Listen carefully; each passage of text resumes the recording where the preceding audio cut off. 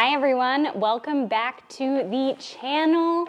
It's Carmiel Marceline, and today we are talking about all plants if you don't have a green thumb.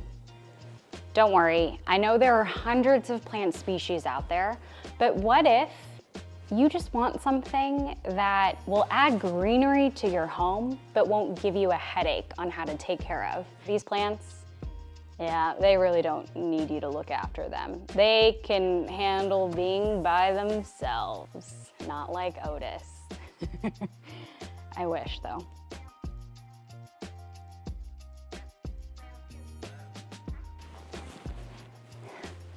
Okay.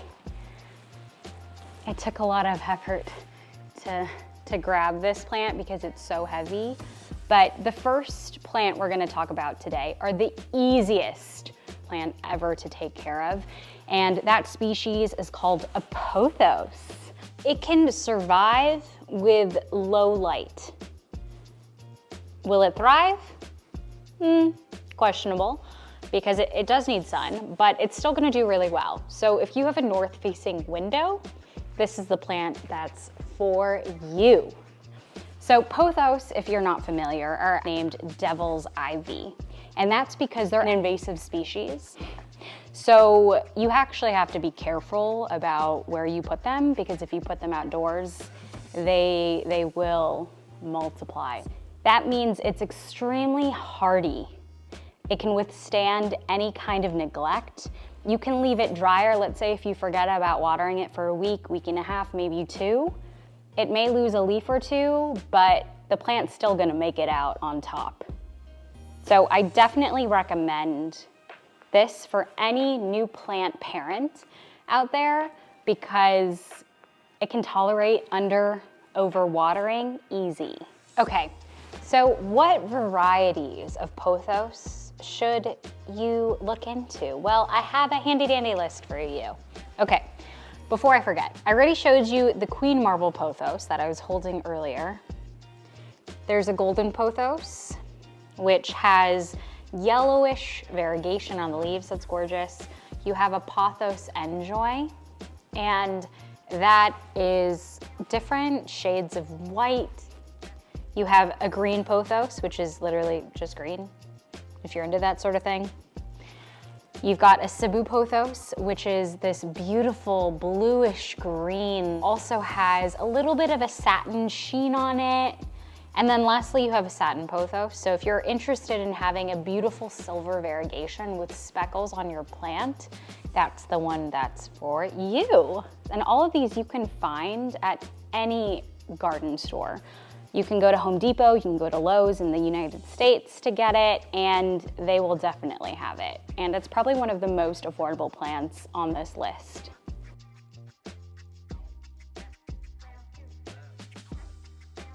Next up, we've got this beautiful Philodendron. Like it's so pretty. I've actually had this one for, I think about 3 years or so. My mom actually gave it to me, and I've kept it alive. What's funny is that it died. Mom, if you're hearing this, I'm so sorry.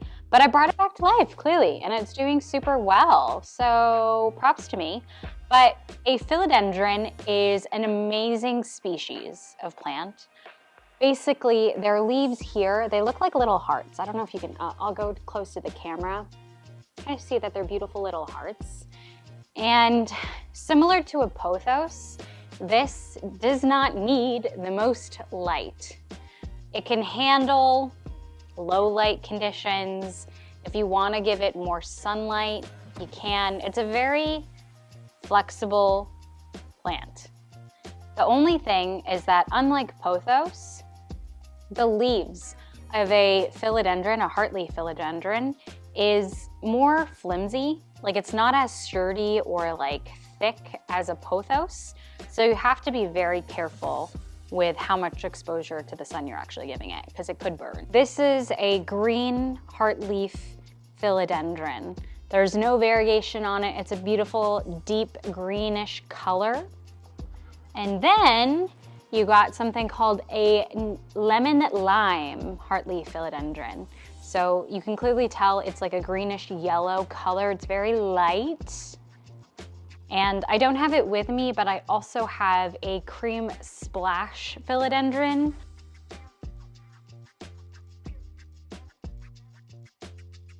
Now we've got Scindapsus. These are my favorite species of plant. They are so beautiful. I don't know if you can see, but this variegation on here, let me see it a little bit.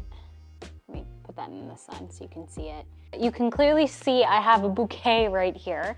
I'm actually propagating all of these in water because I want to make my current plant more full and luscious. But what's great about this plant is, one, you can find it anywhere, but it gives you such a elevated look with the beautiful variegation. The only issue is that it needs more sunlight than a pothos and a philodendron because of the variegation. So if you see silvery variegation on any plant you have, that means it needs more sunlight to maintain that variegation. So this one right here is a Scindapsus pictus exotica, that's what it's called. And there's also this one right here. This one is a slow grower. And it is a Trubii Moonlight. So I'm going to show you how absolutely gorgeous you can see it is. Let me get it in the sun. But there's so many other different types. You can get a Silvery Ann, you can get a Jade Satin Scindapsus, and all of them can be cared for just the same. I definitely recommend though having east-facing sunlight at the very least. These are actually okay if you give them direct sunlight, but you might want to be careful about putting them so close to the window because it might cause the leaves to burn, which isn't good for anyone.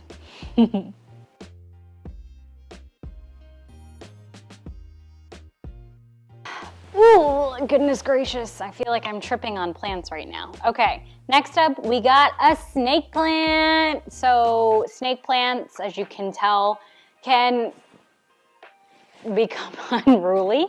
This one is out of control. And I have one on the ground that I haven't even picked up yet. So snake plants are also absolutely easy to take care of. I feel like you stop looking at it one moment and the next it's sprouting new pups. And you're like, how is my snake plant getting this big? Well, they are fast growers. They don't take much to survive. And they can be absolutely gorgeous in your home if you keep it for years and years.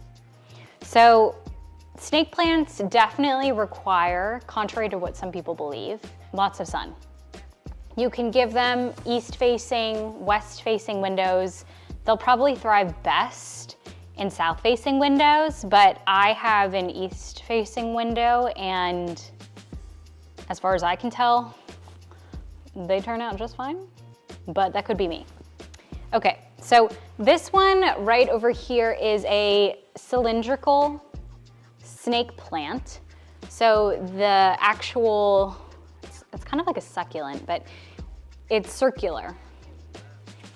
And yeah, it's just really thick. Honestly, I'm not really feeling it. This is one of the plants I bought as an impulse purchase because it was tied as a braid and I was like, oh my God, it's so beautiful, oh my gosh. But yeah, it's definitely not one of my favorites in my collection by any means. But that's all I'll say about that. Okay, now for the big mama. Okay, this baby is a snake plant. It's a moonlight snake plant, which means that it has a little bit of a beautiful satin sheen to it. A little bit of a silvery hue, if you will. And I think it's one of the prettiest snake plants that are out there. But I'm sure you can find these anywhere. IKEA sells the black and gold one. I believe I had one of those and then I forgot about it and then I don't have it anymore. So yeah, I have this one. I've had it for a year and a half and it wasn't as big as this. It was maybe like up to here or so. So I think it's gotten bigger. I definitely need to take care of it more though because it is a little thirsty of a plant.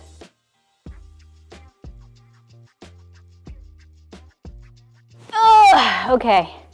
So I'm on the very last plant and I'm not gonna lie, I'm not looking forward to carrying this one because it is so darn heavy. But you know what? Content baby. So I'm gonna go do it for you. I hope I don't pull my back. I'm already regretting this.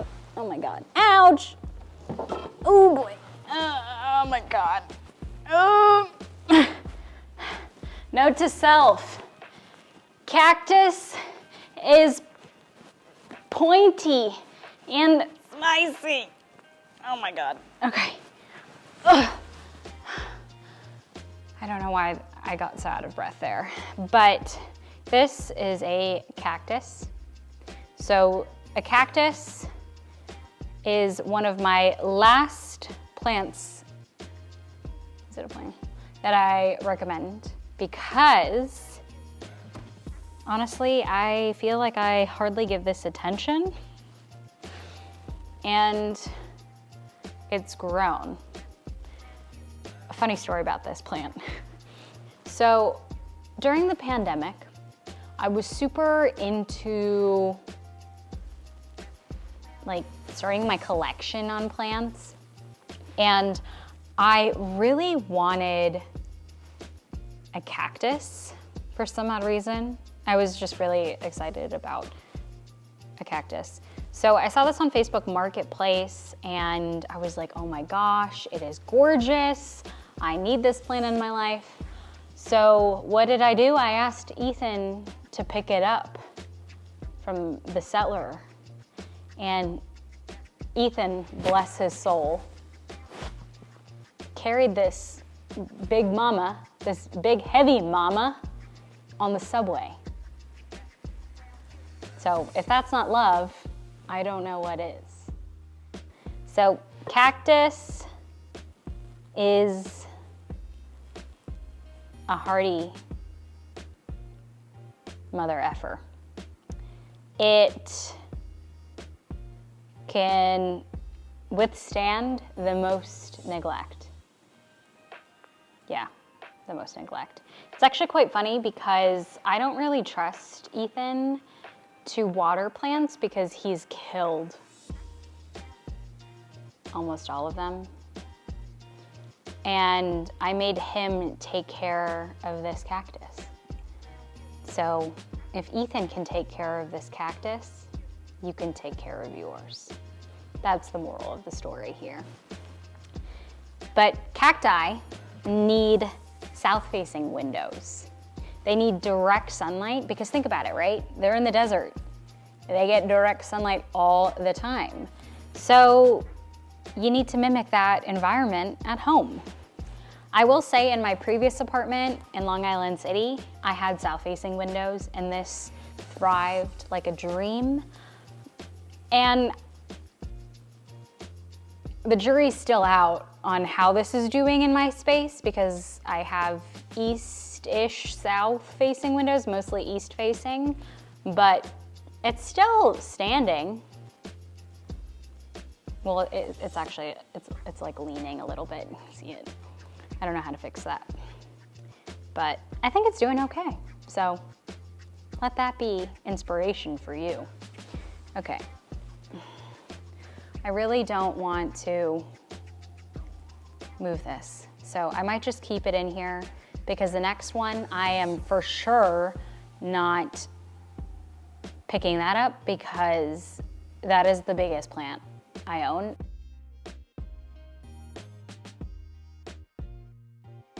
And that is my bird of paradise. But I think it's about almost 7 feet tall.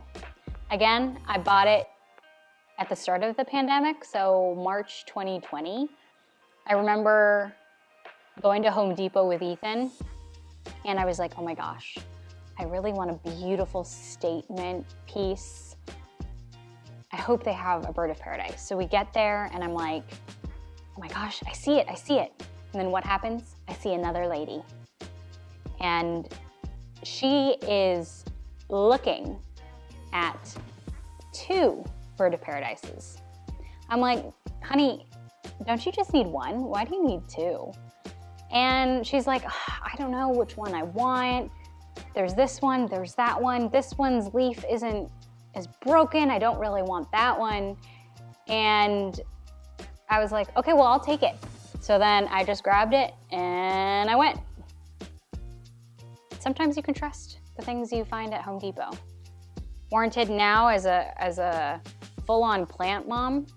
There are other considerations I would think about before going to a big box store. But if you want that in another video, just comment below. Okay, let's go on a journey. Why don't we? Okay, that is my bird of paradise. It's like the leaves are as tall as I am. And if you don't know how tall I am very, very short. Bird of paradise is one of the easiest plants because they do not need all the tender loving care as that thing right there. So a bird of paradise needs south-facing windows to thrive. I clearly don't care. I had it in my old apartment and I was like, there's no way I'm giving this up. No way, Jose. So we just make do. So yeah, go get one right now. They can be expensive though, especially if you get a big one. Also, here's Otis. He's so cute. Hello, baby boy. Okay, you're up close and personal.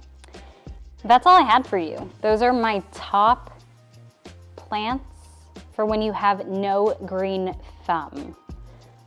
And if you liked today's video, hit that like button. If you want to see more videos like this, hit that subscribe button. And if you have ideas on content you would like to see, drop them down below.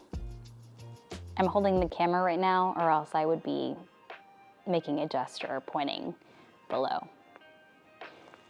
So there you have it. Hopefully this video was helpful for you. Maybe it gave you inspiration now that spring is here to stay.